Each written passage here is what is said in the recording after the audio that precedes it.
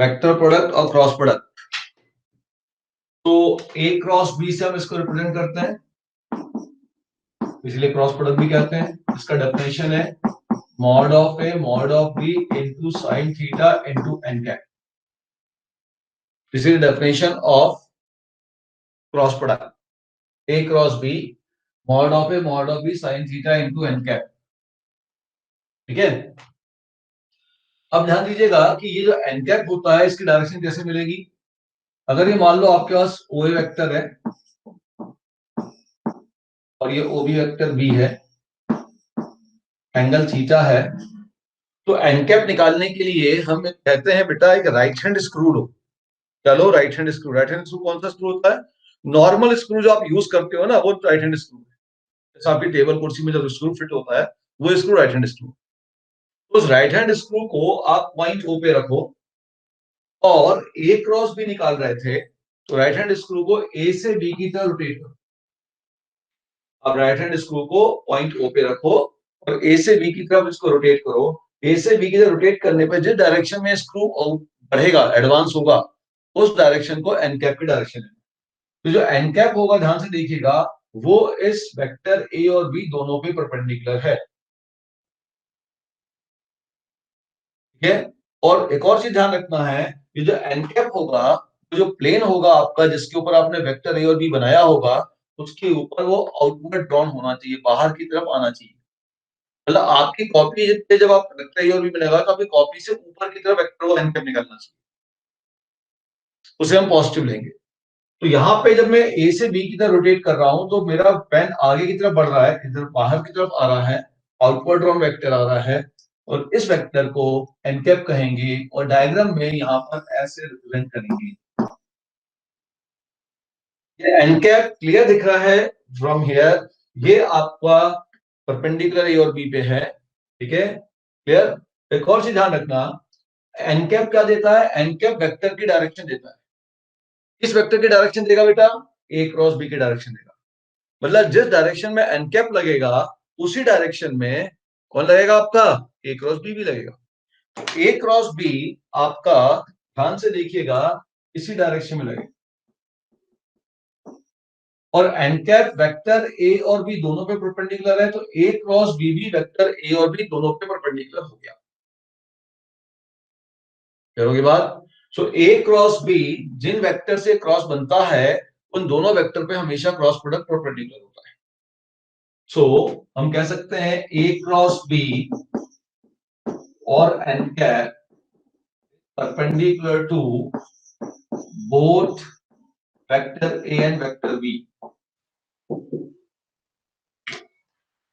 अच्छा, एक बात और ध्यान से देखिएगा, बहुत सिंपल सी बात लेकिन बड़ी काम की चीज है ये, कि बेटा ये वेक्टर ए और वेक्टर बी तो प्लेन के ऊपर है। जैसे तुमने कॉपी में दो वेक्टर बनाए होंगे ना, अभी ए और बी डायग्राम बनाया होगा, और एन कैप जो है वो इस पेन की डायरेक्शन में है, तुम्हारा उसमें कॉपी के बाहर की तरफ आ रहा होगा। तो देखो ये ए बी और ए क्रॉस बी, अगर इन तीन वेक्टर को कंसिडर कर लूं तो थ्री डायमेंशन फिगर बनाएंगे। बंदा नहीं बन रहा? जैसे अपन एक्स वाई और जेड लेते थे, जो ए बी और ये सी या ए क्रॉस बी, तो ए बी और ए क्रॉस बी से अपन थ्री डायमेंशन ट्राइड बना सकते हैं। ठीक, तो इसको यूज करके हम कोई भी नया वेक्टर भी बना सकते हैं। तो बहुत जगह आप पाएंगे कि वेक्टर सी को लिखूंगा vector A into I plus B into J plus A cross B into K, क्योंकि थ्री डायमेंशन ट्राइड बना रहे हैं। जैसा आई जे और के बनाते थे, तो उनकी जगह में ए बी और ए क्रॉस बी ले सकता हूं। ठीक है, ओके।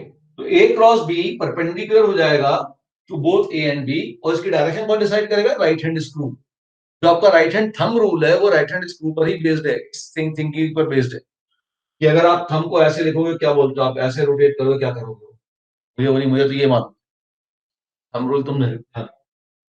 अब अगर मैं कहूं कि भाई बी क्रॉस से क्या होगा, बी क्रॉस होगा mod of B mod of A into sine of 180 minus theta, sine theta ही होगा, थीटा ही लिख दो, इंटू n1 कैप।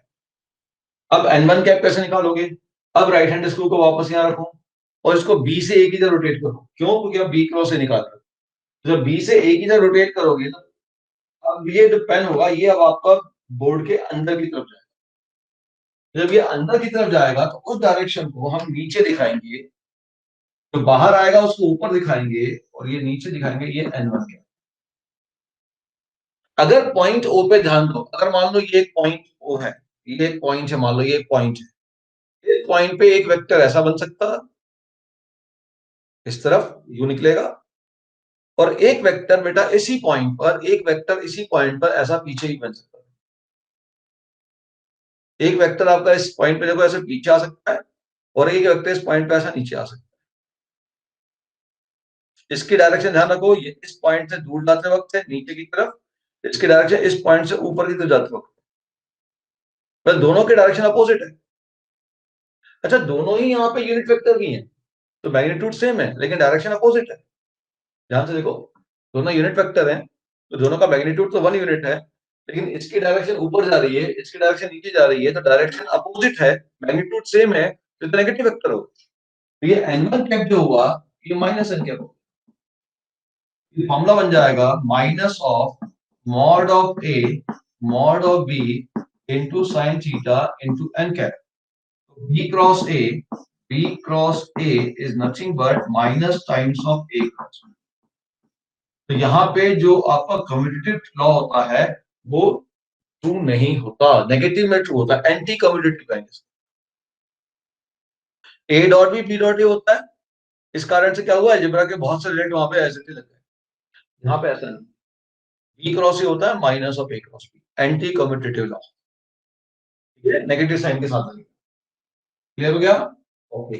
अब मैंने ये मॉड तो ऑलरेडी बता दिया, अगर ये यूनिट वेक्टर को हटाना है तो इसका मॉड ले लो या स्क्वायर कर लो। तो मॉड ऑफ ए का फिर से मॉड लोगे तो मॉड ऑफ ए ही आएगा, मॉड ऑफ बी का मॉड लोगे मॉड ऑफ बी आएगा। साइन थीटा हमेशा पॉजिटिव होता है 0 से पाई के बीच में, तो मॉड साइन थीटा आएगा, और एन कैप का आप मॉड ले लोगे तो 1 आएगा। यहाँ से आप साइन थीटा की अगर वैल्यू निकालोगे तो साइन थीटा की वैल्यू आप देखोगे वो हो जाएगा mod of A cross B upon mod of A into mod. ठीक, आप इसको यूज कर सकते हो टू फाइंड द एंगल, अगर मॉड ले लोगे तो। अब एक और चीज देखो, अगर मैं एन कैप की वैल्यू निकालना चाहता हूं तो एन कैप क्या हो जाएगा, यहाँ से एन कैप हो जाएगा A cross B upon mod of A mod of B into sine, ये होगा एन कैप। और mod of A mod of B into sine theta, mod of A mod of B into sine theta है mod of A cross B, ये हो जाएगा A cross B upon mod of A cross.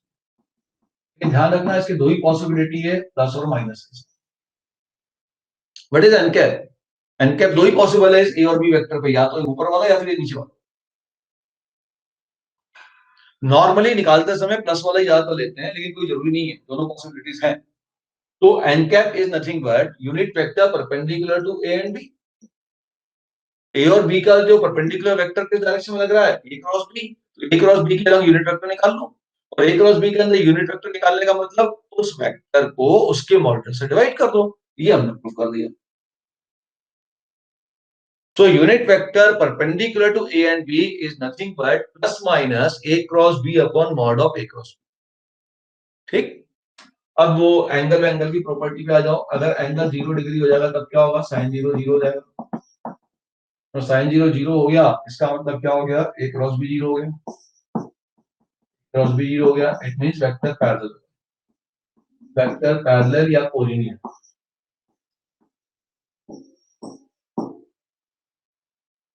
तो दो vector का cross product अगर 0 हो जाएगा तो वो वेक्टर या तो पैरेलल होने चाहिए या कोलिनियर होने चाहिए। In general, we can say A cross A is always 0. दो सेम वेक्टर का क्रॉस प्रोडक्ट हमेशा 0 होता है, वेरी इंपॉर्टेंट है। दो सेम वेक्टर का क्रॉस प्रोडक्ट हमेशा 0 होगा क्योंकि उनके बीच का एंगल 0 डिग्री होगा, और साइन 0 0 हो जाएगा। इसका मतलब I cross I is equal to 0 equal to J cross J equal to A। इतनी बात खत्म। एंगल थीटा अगर 90 डिग्री होगा तब तो साइन 90 की वैल्यू 1 हो जाएगी, और उस केस में A क्रॉस B अगर देखोगे तो आपके पास आएगा mod of A mod of B into N cap. और एन कैप एक ऐसा वेक्टर है तो ए और बी दोनों पे ही परपेंडिकुलर है। अब अगर आपसे मैं कहूं कि what is I cross J, हो जाएगा mod of I mod of J into N cap. Mod of I और मॉड ऑफ जे तो 1 1 है, because I and J are unit vector. N cap जो आया equal to N cap. So I cross J is n cap. What is n cap? N cap is a vector perpendicular to both I and J. I और J पे perpendicular vector कौन होता है? K. So I cross J is actually K. इसको ऐसे याद करना cyclic order. I J K. I cross J K. J cross K I. K cross I J. उल्टा J cross K minus J cross I minus K. I cross K minus J. K cross J minus. अब अगर दो vector ऐसे आ जाएं कि एक vector A है a1i plus a2j plus a3k, vector B है, एक बड़ा इंपॉर्टेंट पॉइंट छूट गया, b1i plus b2j plus b3k. अब कोई बोले इसका क्रॉस प्रोडक्ट निकालो, इसका क्रॉस प्रोडक्ट आप निकालने के लिए डिटरमिनेंट को यूज करिए. ये होगा i j k a1 a2 a3 b1 b2 b. Now इसका ज्योमेट्रिकल इंटरप्रिटेशन क्या है? कोई बताएगा ज्योमेट्रिकल इंटरप्रिटेशन? एनीवन? अब अगर मैं इसको कंप्लीट कर दूं तो एक ट्रायंगल बन जाएगा. तो ज्योमेट्रिकल इंटरप्रिटेशन के लिए जगह है क्या यहाँ पे? यहीं लिख दूं तो फिर ज्योमेट्रिकल इंटरप्रिटेशन क्या होगा देखो. तो mod of A cross B मैं ऑलरेडी निकाल चुका हूं. Mod of A cross B ये होता है mod of A mod of B into sine. अगर इस mod of A cross B को 1/2 से मैं डिवाइड मल्टीप्लाई कर दूं तो 1/2 mod of A cross B इतना हो जाएगा. और ध्यान दीजिएगा 1/2 half A B sine theta. Half A B sine theta is nothing but area of this triangle. तो this is area of triangle ABC. BC O A area of triangle. So area of triangle OAB is nothing but half mod of A cross B. तो cross product का geometrical मतलब है area से. अगर इसको मैं थोड़ा सा आगे बढ़ा दूं तो एक पैरेललोग्राम बन जाएगा. तो पैरेललोग्राम का एरिया इस ट्रायंगल का डबल हो जाएगा. सो एरिया ऑफ पैरेललोग्राम ये हो जाएगा मॉड ऑफ ए क्रॉस. क्या एक और रिजल्ट पॉसिबल है? अगर पैरेललोग्राम के डायगोनल मालूम है तो वेक्टर में पैरेललोग्राम का एरिया या रोम्बस का एरिया या क्वाड्रिलेटरल का एरिया एक ही है तो हो जाएगा half b1 cross b2. These are the basic formulas. तो अगर आपको किसी भी उसका एरिया निकालना है ट्रायंगल का तो उसके दो साइड के अलोंग अप्लाई होने वाले वेक्टर ढूंढिए और उसका क्रॉस कर लीजिए. जैसे OAB का एरिया निकालना है तो OA वेक्टर ढूंढिए, OB वेक्टर ढूंढिए, उसका क्रॉस कर लीजिए. बस ये ध्यान रखना क्योंकि एरिया एक वेक्टर क्वांटिटी होता है. एरिया एक वेक्टर क्वांटिटी होता है, ध्यान रखना. एरिया एक वेक्टर क्वांटिटी होता है तो हर बार एरिया आउटवर्ड ड्रॉन आना चाहिए. आना चाहिए एरिया. एरिया बाहर की तरफ निकलना चाहिए ना. हाँ, नहीं तो एरिया जो है प्लस होने के लिए क्या हो जाएगा? माइनस हो जाएगा. इसका ध्यान रखिएगा. आगे चल के क्वेश्चन कराऊंगा. टेट्राहेड्रन वाला है. हाँ लिखा है. दिख नहीं रहा? हाँ है ना, लिखा हुआ है. उसमें बड़ा मजा आता है. चारों फेस का एरिया बाहर निकालते हैं. वहां डायरेक्शन का मजा आता है. चलिए ओके. अब ऐसे मान लीजिए मैं क्वेश्चन ले रहा हूं कि अगर सपोज कर लो कि आपके पास एक ट्रायंगल है एबीसी और इसका पोजीशन वेक्टर दिया हुआ है एबीसी. ए का पोजीशन वेक्टर ए है, बी का पोजीशन वेक्टर बी है, सी का position vector C. And find the area of triangle. ठीक है. क्वेश्चन ये है position vector of A B C are vector A vector B and vector C. Then find area of triangle. देखिए अगर area of triangle ABC निकालना है तो आप किन्हीं भी दो साइड के अलोंग लगने वाले वेक्टर का क्रॉस प्रोडक्ट करें और उसको 1/2 से मल्टीप्लाई करें. लेकिन ध्यान रखना कि मैं कोशिश करूंगा क्योंकि ये स्केलर एरिया है इसलिए कोई दिक्कत नहीं है. लेकिन फिर भी हम कोशिश ये करेंगे कि जो एरिया का डायरेक्शन होगा वो इस प्लेन के बाहर की तरफ आना चाहिए. तो अगर मैं ध्यान दो, अगर मैं एरिया ऑफ ट्रायंगल को ऐसा लिखता हूं इक्वल टू हाफ से देखो ए बी क्रॉस ए सी. तो मॉड लगा इसलिए कोई दिक्कत नहीं है, लेकिन फिर भी हम ध्यान रखेंगे कि आउटवर्ड ड्रॉ नहीं हम लें। देखो AB से अगर AC की तरफ मैं राइट हैंड स्क्रू को रोटेट करूंगा, तो राइट हैंड स्क्रू देखो बाहर की तरफ आ रहा है, दिख रहा है आपको? AB से AC की तरफ रोटेट करने पर राइट हैंड स्क्रू मेरा बाहर की तरफ आ रहा है। मेरी बात समझ में? इसको आप AC क्रॉस AB ना लिखें, क्योंकि जब AC क्रॉस AC का रोटेट करेंगे तो राइट हैंड स्क्रू अंदर की तरफ जाएगा। क्योंकि एरिया में स्केलर एरिया भी है, वेक्टर एरिया भी है। अगर मैंने वेक्टर एरिया बोल दिया आपसे, तो फिर ये मॉड नहीं आएगा, और उस मॉड नहीं आने के बाद ये डायरेक्शन आउटवर्ड ही होना चाहिए, इनवर्ड नहीं होना चाहिए। एरिया जब भी कैलकुलेट करेंगे पॉजिटिव कैलकुलेट करेंगे। अब मॉड आ गया, तब देखो 1/2 AB क्रॉस AC हो गया, ये हो जाएगा 1/2 mod of AB vector. What is AB vector? Position vector of B minus position vector of A, जाएगा B minus A cross AC vector C minus A। अब क्रॉस कर लीजिए, 1/2 मॉड क्रॉस कर लें तो जाएगा B क्रॉस C, यहाँ cross करें minus of B cross A, यहाँ क्रॉस करें minus of A cross C, ये बन गया। अब 1/2 मॉड B क्रॉस A को लिख दो A cross B, minus of A cross B तो प्लस हो गया, प्लस B क्रॉस C, और C क्रॉस A को लिख दो, इसको C क्रॉस A लिख दो माइनस का, प्लस हो गया। This is the formula for area of triangle ABC if position vector of three vertices is known to you। तीन वर्टेक्स के पोजीशन वेक्टर मालूम हो तो ये उसका फॉर्मूला है। ठीक है, ध्यान रखना ये जो वैल्यू आई है A cross B cross C cross A, ये आपका AB क्रॉस AC की वैल्यू है ना, और AB क्रॉस AC एक प्लेन बना रही है, ट्रायंगुलर प्लेन ABC। तो मैं कह सकता हूं कि A cross B cross C cross A ये ट्रायंगुलर प्लेन ABC के ऊपर किस डायरेक्शन में है, ये परपेंडिकुलर है। तो यहां से हम एक रिजल्ट ये भी कह सकते हैं कि A cross B plus B cross C, देखो मैंने मॉड हटा दिया, C cross A is perpendicular to plane ABC। जो ABC प्लेन है, जो ABC ट्रायंगुलर प्लेन है, उसके ऊपर ये वेक्टर परपेंडिकुलर है। मॉड हटा दिया तो अब डायरेक्शन की बात आ गई, और डायरेक्शन मैंने पहले ही देख लिया था कि परपेंडिकुलर हो रहा है, बाहर की तरफ आ रहा है। अच्छा, अगली बात देखो, ये एरिया ऑफ ट्रायंगल में एक और तरीके से निकाल सकता हूं। एरिया ऑफ ट्रायंगल ABC हो सकता है half base into height, half BC into height AD।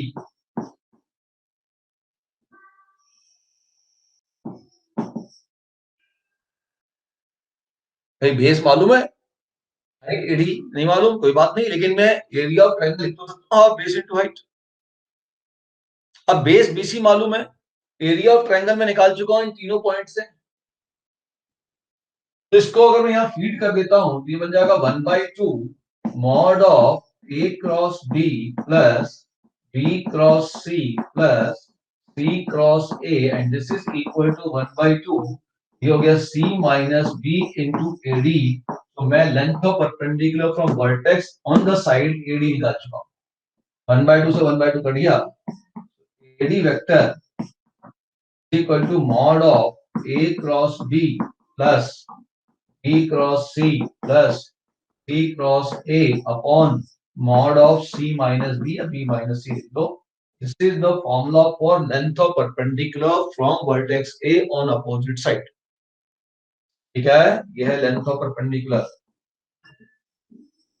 Length of perpendicular from vertex A on BC।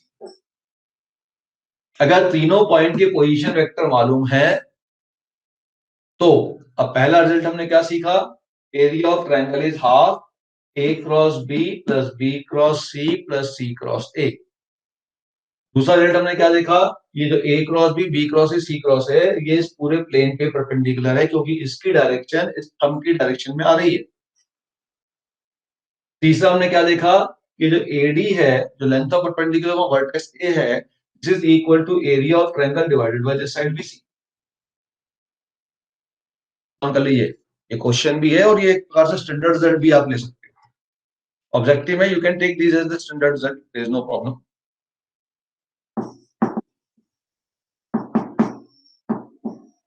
ये है आपके पास वेक्टर फॉर्म में, बड़ा इजी है ये। ए क्रॉस बी के मॉड का square mod of A square square minus A dot B का होल स्क्वायर।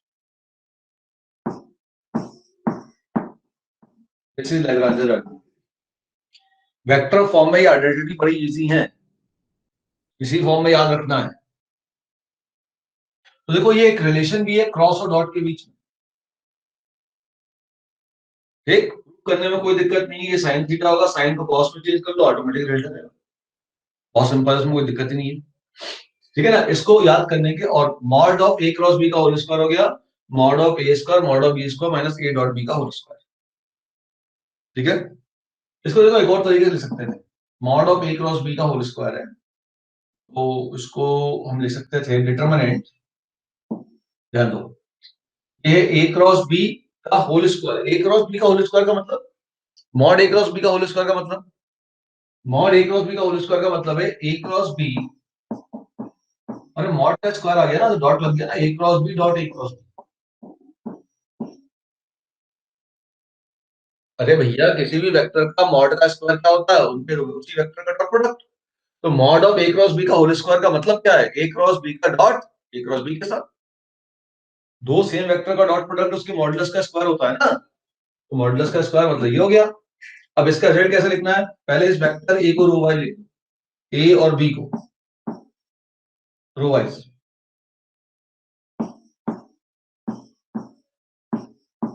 इस वाले ब्रैकेट के वेक्टर को रो वाइज लिख दो, इस वाले वेक्टर के ब्रैकेट को कॉलम वाइज लिख दो,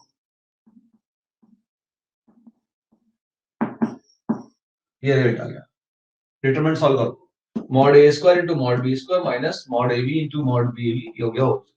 अगर बाई चांस इसी कॉन्सेप्ट को मैं आगे बढ़ाऊं, अगर कभी ऐसा आ जाए कि ए क्रॉस बी का डॉट करना सी क्रॉस बी से, मैंने डिफाइन कर दिया चार वेक्टर का प्रोडक्ट डॉट प्रोडक्ट, ये हो जाएगा डिटरमिनेंट, इसको रो वाइज लिख दो,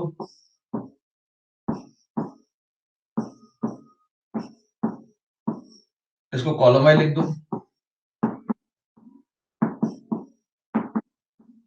this is scalar product of four vector.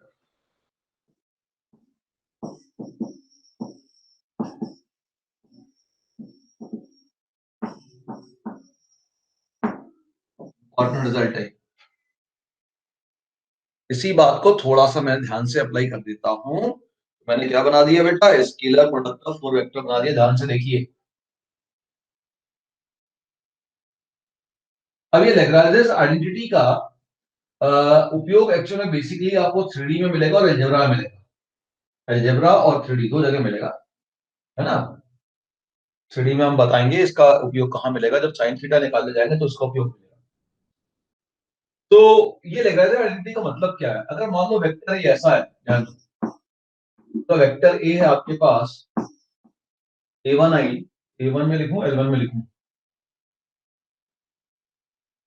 ठीक है, चलो a1 i plus a2j plus a3k, और वेक्टर बी है तुम्हारे पास b1 i plus b2j plus b3k, तो a क्रॉस b का मतलब हो जाएगा a2 b3 minus a3 b2, तो हो जाएगा sigma a2 b3 minus a3 b2 का whole square is equal to, इसका होल स्क्वायर मतलब sigma a1 square into sigma b1 square minus ये हो जाएगा a1 b1, तो सिग्मा a1 b1 का होल स्क्वायर, ये लग रहा है, मतलब ये रिजल्ट हमेशा इस रिजल्ट के इक्वल है।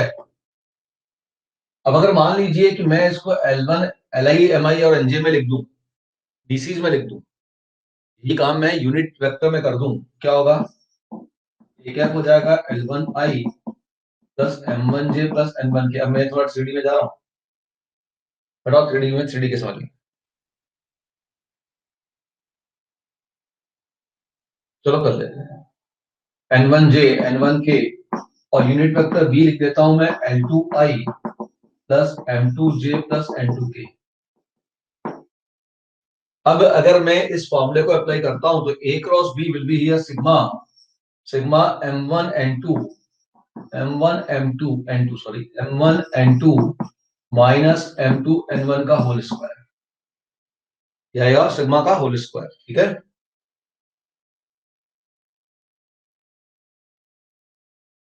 ठीक है, this will be equal to sigma of this L1 square plus m1 square plus n1 square, तो डीसीज है और डीसीज के स्क्वायर का सम हमेशा 1 होता है, या यूनिट वेक्टर के मॉड की वैल्यू 1 होती है, कुछ भी कह लो, ये हो गया 1 इंटू 1 माइनस, अब इन दोनों का डॉट प्रोडक्ट लूंगा तो डॉट प्रोडक्ट होगा L1 L2 unit vector A dot unit vector B।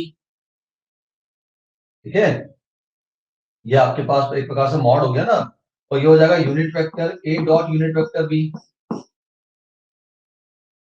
ध्यान दो, what is cos theta, vector A dot vector B upon mod of A into mod of B, उसको फिर मैंने लिखा था unit vector A dot unit vector B। तो देखा जाए तो this is nothing but under root of this का होल स्क्वायर, तो रूट मिल गई हो गया। ठीक है, ये हो गया 1 minus this is whole square 1 minus cos square theta, this is nothing but sin square. तो sin थीटा का एक फॉर्मूला बन गया, that is equal to under root of sigma m1 n2 minus m2 n1।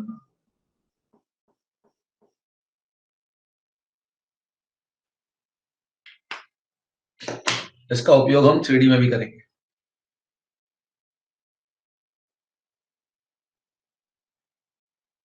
cos theta क्या है DC में, cos theta है ये L1 L2 plus m1 m2 plus n1 n2, ये cos थीटा ध्यान रखना। cos थीटा अगर डीसी में देखेंगे तो वो है L1 L2 plus m1 m2 plus n1 n2, sin theta ये रहा under root of sigma m1 m2 minus m1 n2 minus m2 n1 का होल स्क्वायर। सिग्मा लगाने का मतलब समझ गए, इसी प्रकार के और भी जितने भी केसेस होंगे सब लिखने पड़ेंगे। लिख लो, if vector u equal to a vector minus vector v, vector v equal to a plus vector v, u can be mod of a mod of b is 2, ये 2 दिया आपको, then you have to find a cross vector u cross vector, इसकी value निकालनी।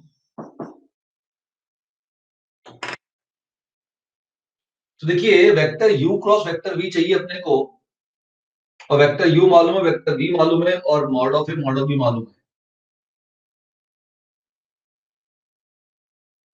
तो u cross v आप दो तरीके से निकाल सकते थे। पहला तरीका कि भाई u और v के बीच का एंगल मालूम चल जाए, तो mod of u mod of v sin theta into unit vector n cap, पहला तरीका u और v के बीच का एंगल मिल जाए तो हम निकाल सकते थे। दूसरा तरीका u और v ijk के टर्म में मिल जाए, u और v ijk के टर्म में मिल जाए तो डिटरमिनेंट के फॉर्म में लिख के निकाल सकते थे। अब एक देखिए एक और तरीका है कि u क्रॉस v क्रॉस में निकाल सकता हूं डॉट से।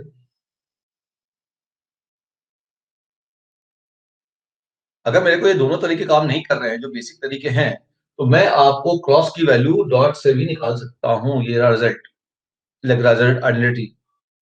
तो अब मैं अगर क्रॉस निकालना चाहता हूं तो देखो क्या ये डॉट वाले रिजल्ट में कर सकता हूं, डॉट वाले रिजल्ट मेरे लिए इजी होंगे, वो देखता हूं पहले। अगर इस फार्मूले से देखूं तो फार्मूला बन रहा है u क्रॉस v का whole square is equal to mod of u square mod of v square, ध्यान देना, और माइनस u डॉट v का होल स्क्वायर।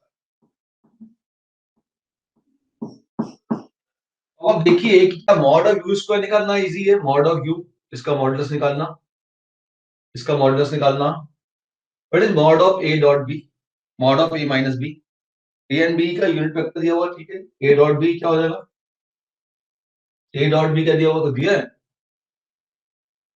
ए डॉट बी तो नहीं दिया उसने यार, तो इसका मतलब ए डॉट बी आंसर में बचेगा, कोई बात नहीं, बचने तो देखते हैं। तो मॉड ऑफ यू स्क्वायर निकाल लेता हूं, आंसर में डॉट ए डॉट बी में फॉर्म में आंसर है, ठीक।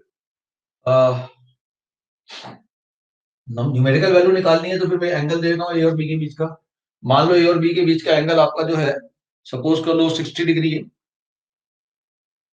मान लो angle between vector A and vector B is 60 degree. चलिए अब निकालते हैं।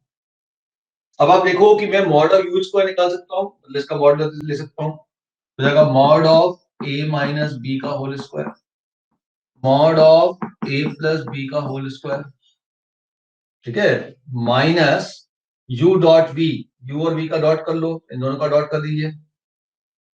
कैसे डॉट करोगे, A minus B dot A plus B, ये हो जाएगा A minus B vector dot A plus B vector का होल स्क्वायर। चलिए अब चालू हो जाइए।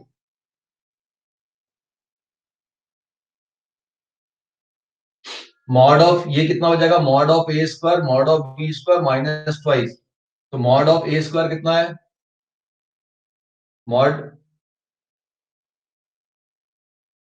ये आएगा ना, ए डॉट बी, तो मॉड ऑफ ए स्क्वायर कितना, जल्दी बोलो, मॉड ऑफ ए स्क्वायर हो गया 4, मॉड ऑफ बी स्क्वायर भी हो गया 4, minus twice mod of A mod of B, so 2 into 2 into cos 60 1/2, ये आया इसका होल स्क्वायर, इसका रूट लेंगे, ये मॉड बना, ये कैंसल 2 मिला, ये भी उसी प्रकार से ये ऐड हो जाएगा, ये हो जाएगा under root of mod of A square 4 mod of B square 4 plus wise A dot B mod of A 2 mod of B 2 and cos theta 1/2, ये कैंसल, ये आ जाएगा माइनस, ठीक है। अब इसका डॉट करता हूं, A dot A mod of A square है ना, और ए डॉट बी और B dot A cancel, B dot B हो गया mod of B square, cancel हो गया, मॉड ऑफ ए स्क्वायर और मॉड ऑफ बी स्क्वायर 2 2 दिया तो 0, ठीक है। अब क्या बन गया, ध्यान से देखिए, एंगल थीटा देने से कैलकुलेशन बन जाएगा, ये बन गया 2, यहाँ पे आप ध्यान दे देखिए, यहाँ पे बन गया 4 और 4 8, 8 और 4 12, अंडर रूट 12, ये इसका आंसर है। तो क्रॉस निकालने के लिए मेरे पास और कोई तरीका नहीं था, लेकिन मॉड निकालने के लिए मेरे पास तरीका था डॉट में, तो मैंने इस पूरे क्रॉस वाली क्वांटिटी को डॉट के उसमें ट्रांसफर करके सॉल्व कर दिया। तो अब आपको क्रॉस निकालने के 3 मेथड हो गए। पहला, फॉर्मूला लगा लो जब एंगल मालूम हो तो, जैसे यहाँ पे ये एंगल थीटा मालूम है तो आप यू और बी के बीच का भी एंगल निकाल के क्वेश्चन सॉल्व कर सकते थे। मैंने थीटा दे दिया है तो, नहीं देता तब तो यही मेथड था, तो ये थीटा दिया ना, तो मैं यू और बी के बीच का एंगल निकाल दूं, इन दोनों वेक्टर के बीच का एंगल निकाल दूं, दोनों का डॉट करो, दोनों के मॉड से डिवाइड करूं तो मुझे वो एंगल मिल जाएगा, फिर इसका मॉड ले लूं वो सॉल्व कर दूं, वही बन जाएगा क्वेश्चन, यू क्रॉस वी, ठीक। या आप यहाँ पे सीधे डॉट से ले आओ, डॉट से एंगल वर्कआउट करना ज्यादा इजी पड़ेगा, डॉट से वर्कआउट कर दिया मैंने, और यहाँ एक फायदा ये मिल गया कि ये डॉट तो जीरो ही हो गया, तो ये बनेगा mod of A square minus mod of B square, बाकी सब तो कर दिया और दोनों का मॉड तो सेम है, वैल्यू जीरो, ठीक, बाकी आप सॉल्व कर लो।